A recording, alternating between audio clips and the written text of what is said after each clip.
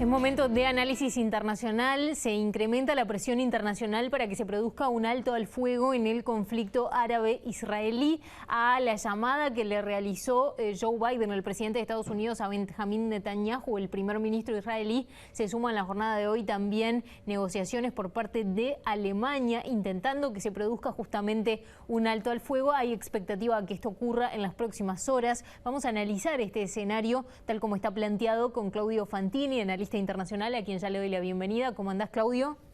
¿Qué tal? Un gusto saludarte, Valentina. Bueno, ¿qué falta para que justamente se acepte un alto al fuego, que tanto le está reclamando la comunidad internacional, especialmente a Israel?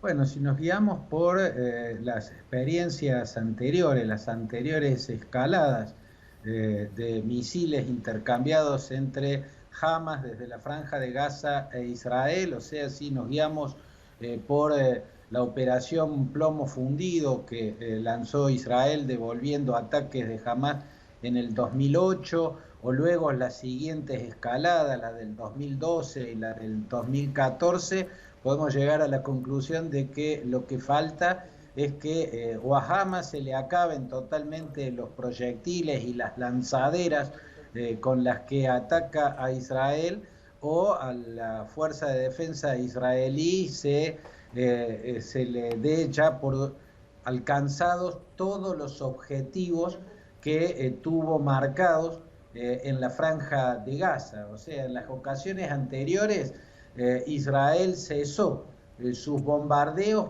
cuando dio por alcanzado una cantidad suficiente de lanzaderas de proyectiles en la Franja de Gaza y consideró que con lo destruido hasta ahí ya era militarmente considerado como un logro.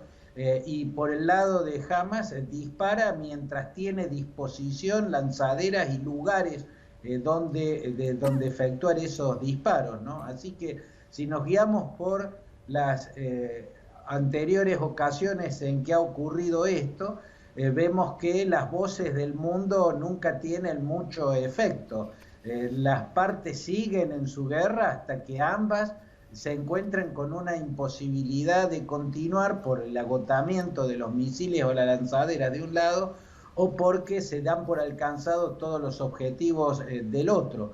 Pero estaría eso aparentemente cerca de producirse porque en las últimas horas los mediadores internacionales han empezado a recibir algunas señales, en este caso de parte del gobierno de Benjamín Netanyahu, de que se estaría cerca, o por lo menos no muy lejos, de aceptar un alto el fuego. Por eso hay quienes dicen que en las próximas 24 o 48 horas podrían cesar las hostilidades entre Hamas y el Estado judío. Bien, y con esto que estás diciendo, ¿cómo se mide el resultado de estos 11 días de escalada? ¿Quién se puede considerar vencedor si se produce un alto al fuego en las próximas horas? Bueno, ambos poderes que se han enfrentado tienen escalas diferentes.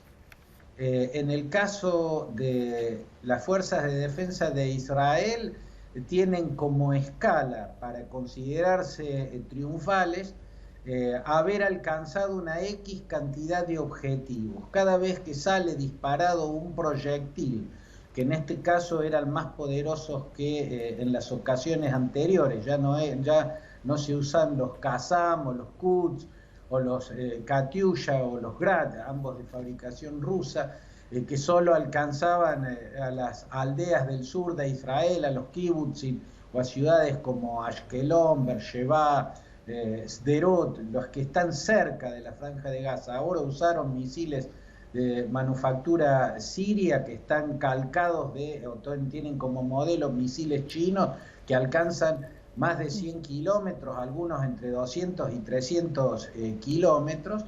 Entonces, cada vez que sale un proyectil de esos, de su lanzadera, en la Franja de Gaza, es detectado por un radar israelí que al mismo tiempo que hace sonar la alarma en el lugar hacia el cual se dirige ese proyectil gazati, le da la información al avión de Israel que va a atacar el lugar de donde fue lanzado para destruir la pieza de artillería que lanzó ese proyectil.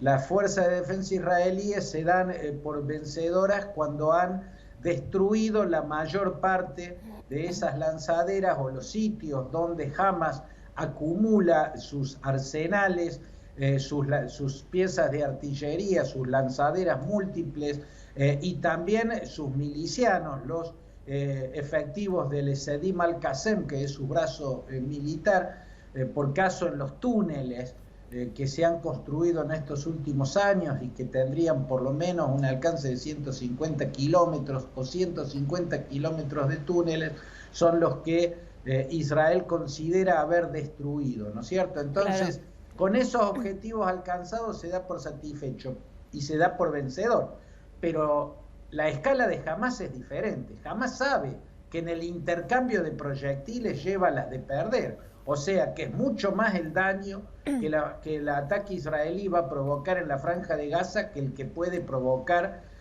Hamas en territorio israelí. Es infinitamente inferior el daño que Hamas le puede provocar a Israel que el que Israel le va a provocar inexorablemente, claro, respondiendo a esos ataques. Entonces, ¿por qué ataca Hamas si sabe que va a perder? ¿Por qué inicia en esta ocasión una vez más una escalada que sabe que va a tener más víctimas en su territorio?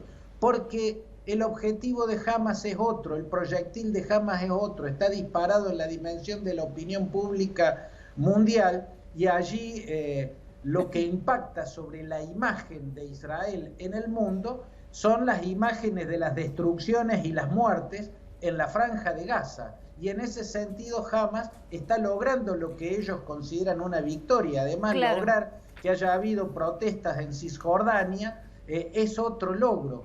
Hamas, a su manera, en esta confrontación está consiguiendo algo que se parece a su victoria, porque es en ese terreno donde está jugando. Tremendo esto que estás relatando, porque en el medio también quedan civiles y muertos en el medio del conflicto. Gracias por ahora, Claudio. Seguramente vamos a tener que seguir conversando sobre esto y ver si en las próximas horas efectivamente se produce este alto del fuego. Un abrazo, Valentina.